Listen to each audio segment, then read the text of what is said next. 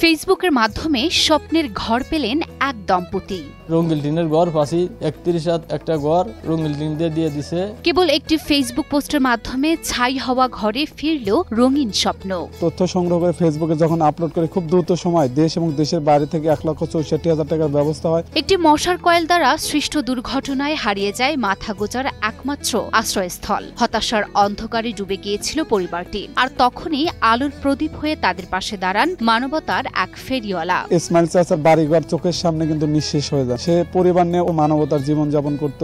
বলছি সিরাজগঞ্জের সলঙ্গা থানার দরিদ্র হানিফা ইসমাইল দম্পতির কথা, যাদের বড় কিছু না থাকলেও ছিল একটি ছোট্ট সংসার। 2 কন্যা ও 1 ছেলেকে নিয়ে রঙিন ঘরের স্বপ্ন দেখতেন তিনি। যেদিনকে ঘর দেবো তার একদিন আগেই আমার ঘরে আগুন লেগে পুড়ে যায়। হঠাৎই কালো অন্ধকারে ছেয়ে যায় তাদের স্বপ্ন। ঘর বাড়ি মালামাল সবকিছু ছাই হয়ে যায়। গরু ছাগল বিক্রি করে ঘর তৈরির জমানো টাকাও। কষ্ট করে গরু ছাগল বেচে টাকা গোছাছিলাম, ওই টাকাগুলো আমার পড়ে গেছে। সব হারিয়ে আশ্রয় নিতে হয় অন্যের ঘরে, পড়তে হয় অন্যের পুরনো জামা কাপড়। আমরা মাসের বাড়ি থাকছিলাম। এ দুঃখের গল্প পৌঁছে যায় সিরাজগঞ্জেরই শাহজাদপুরের মানবিক কর্মী মামুন বিশ্বাসের কাছে। সমাজ সেবায় নিয়োজিত এই মানবতার ফেরিওয়ালা ফেসবুকে একটি পোস্ট দেন দরিদ্র ও পরিবারের করুণ পরিস্থিতি তুলে ধরে। এতে সাড়া দেন শতাধিক সহানুভূতিশীল মানুষ। এরপরই গাড়ি ভর্তি করে মালামাল নিয়ে হাজির হন তিনি। আজকে তাদের মুখে কিন্তু এই রঙিন ঘরে এক টুকরা হাসি ফুটেছে। জীবনের সব আয়োজন এখানে একসাথে।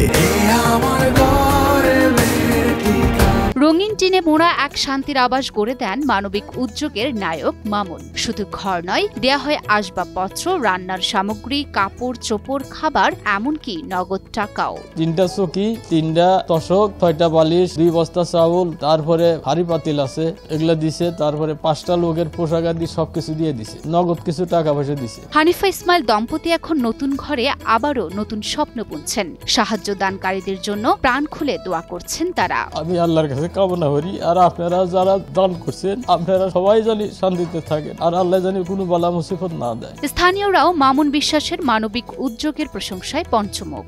শুধু এই পরিবারটি নয়, এরকম শত শত পরিবারকে ঘুরে দাঁড় করতে সহযোগিতা করেছেন আমাদের মামুন বিশ্বাস ভাই।